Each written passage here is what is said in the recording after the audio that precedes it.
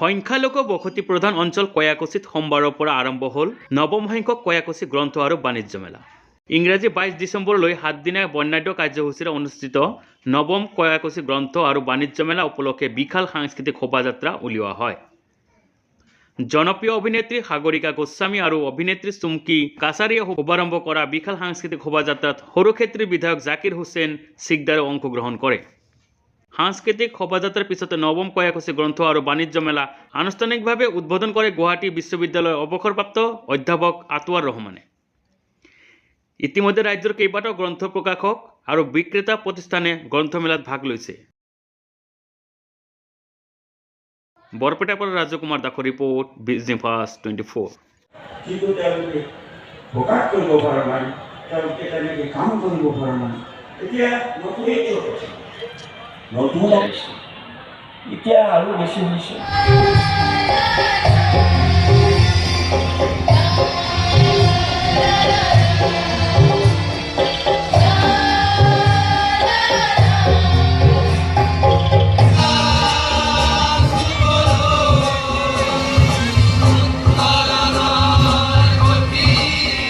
নহয়, প্ৰকাশক হ'বলৈ হ'লে ভাল ৰাইটাৰৰ কিতাপ তেওঁলোকে চিলেক্ট কৰিব লাগিব, নিব লাগিব আৰু নিজে প্ৰকাশ কৰিব লাগিব।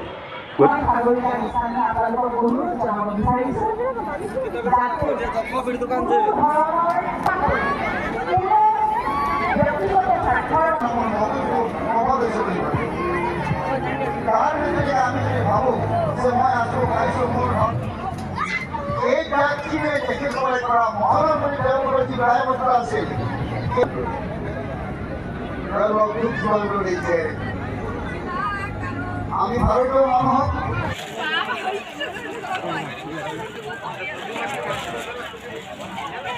কয়াকুছি অঞ্চলৰ ৰাইজৰ লগতে নামনি অসমৰ ৰাইজৰ প্ৰাণৰো প্ৰাণ কয়াকুছি গ্ৰন্থ আৰু বাণিজ্য মেলা নৱম বছৰৰ বাবে আজি 16 ডিচেম্বৰৰ পৰা আৰম্ভণি হৈছে।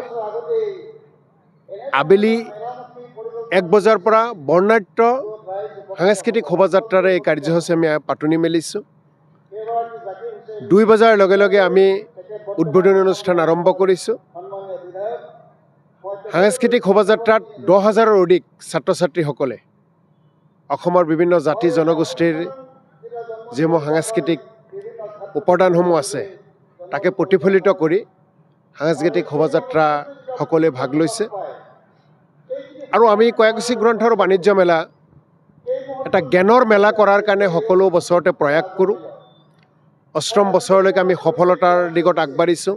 9ম বছৰতো যাতে সফলতা লাভ কৰোঁ, আমি সকলোকে জ্ঞানৰ খোৰাক দিব পাৰোঁ, তাৰ বাবে 9ম বছৰৰ কাৰ্যসূচীত ক্ৰীড়াৰ দিশত প্ৰতিভা বিকাশ, সাংস্কৃতিক দিশত প্ৰতিভা বিকাশ, সাহিত্যৰ দিশত প্ৰতিভা বিকাশ, শৈক্ষিক দিশত প্ৰতিভা বিভাগৰ কাৰণে আমি বিভিন্ন কাৰ্যসূচী ৰাখিছোঁ।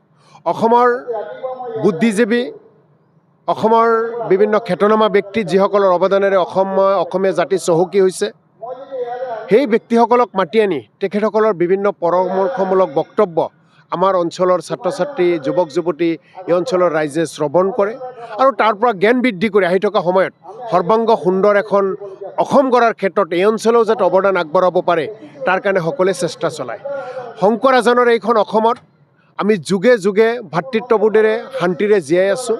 ভাতৃত্ববোধৰ এনাজাৰীডাল আৰু মজবুত কৰাৰ কাৰণে, গুৰুজনাৰ বৰ অসমখনৰ সৌষ্ঠৱ আৰু বৃদ্ধি কৰাৰ কাৰণে আমি কয়াকুছি গ্ৰন্থ আৰু বাণিজ্য মেলাই কাম কৰি আহিছোঁ, যাতে সকলো জাতি জনগোষ্ঠীৰ মিলন হয় আৰু যাৰ কাৰণে ক্ষেত্ৰখনৰ নাম ৰাখিছোঁ শংকৰ আজান সমন্বয় ক্ষেত্ৰ।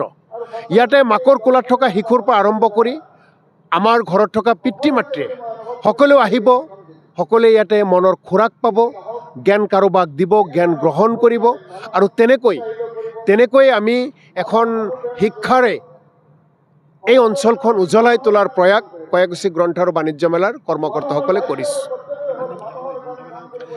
16 ডিচেম্বৰৰ পৰা 22 ডিচেম্বৰলৈ, 22 ডিচেম্বৰত আমাৰ সামৰণি অনুষ্ঠান। আমি 7 দিনীয়া কাৰ্যসূচী প্ৰতি বছৰে কৰোঁ আৰু আপোনালোকে জানিব যে প্ৰতিটো বছৰৰ 16ৰ পৰা 22 ডিচেম্বৰ আমি এটা তাৰিখ আমাৰ নিৰ্ধাৰিত আগৰ পৰাই হৈ থাকে। ইতিমধ্যে আমাৰ 40খন গ্ৰন্থৰ বিপণী আমাৰ এই গ্ৰন্থমেলাত আহি পাইছে আৰু সকলো বিপণীত আপোনালোকে ইতিমধ্যে পাঠক পাঠিকাৰ ভিৰো দেখিছে। আমি এই গ্ৰন্থমেলাৰ সভাপতি ডাঙৰীয়াৰ পৰা আৰম্ভ কৰি প্ৰতিজন কৰ্মকৰ্তাই নিজে কিতাপ কিনিব আৰু যিমান আমাৰ এই অঞ্চলৰ ৰাইজ বা আমাৰ চিনাকি আমাৰ এই গ্ৰন্থমেলাৰ যিসকলে আহে প্ৰতিজনে যে এখনকৈ হ'লেও যাতে গ্ৰন্থ লৈ ঘৰলৈ যায় তাৰ কাৰণে আমি সদায় সেইটোত লাগি থাকোঁ। স্বেচ্ছাসেৱকসকল আপুনি আহিছে গ্ৰন্থমেলাত ভাল পাইছে, আহক এখন কিতাপ লৈ যাওক আপোনাৰ সন্তানৰ কাৰণে।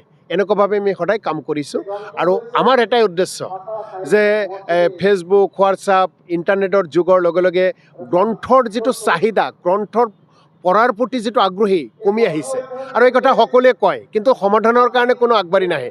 আমি কয়াকুছি গ্ৰন্থ আৰু বাণিজ্য মেলাই গ্ৰন্থৰ সমাধান যাতে কোনো দিনতেই নকমে তাৰ কাৰণে আমি প্ৰয়াস কৰি আছোঁ, যাতে গ্ৰন্থৰ প্ৰতি ছাত্ৰ ছাত্ৰী যুৱক যুৱতীসকল আগ্ৰহী হয় গ্ৰন্থখিনি পঢ়াৰ কাৰণে, অধ্যয়ন কৰাৰ কাৰণে।